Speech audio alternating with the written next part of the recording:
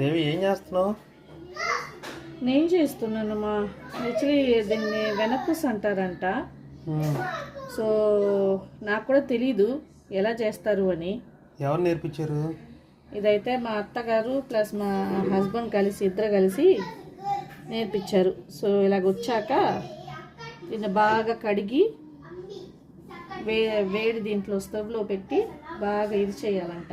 కొంచెం కొద్దిగా మెంతులు వేసి బాగా కరిగించాలంట. అప్పుడు మనకి నెయ్యి వచ్చేసిద్ది. మీ ఇంట్లో ఎప్పుడు చేయలేదు ఇది? ఇంతకుముందు పాతకాలంలో ఉన్నప్పుడు మా అమ్మోళ్ళు చేసేవాళ్ళంట. బట్ అలాగలా జనరేషన్ మారింది కాబట్టి వాళ్ళు వదిలేశారు. ఓకే. సో ఇప్పుడు నేను మళ్ళీ ఈ జనరేషన్కి నేను మొదలుపెట్టా. ఓకే, మన పిల్లలకన్నా నేర్పించు, నెక్స్ట్ జనరేషన్స్కి అలా వాళ్ళు తెలుసుకుంటారు వెన్నపూస అంటే ఏంటి, నెయ్యి ఎలా ప్రిపేర్ చేయాలి అని. ఓకే సరే సరే.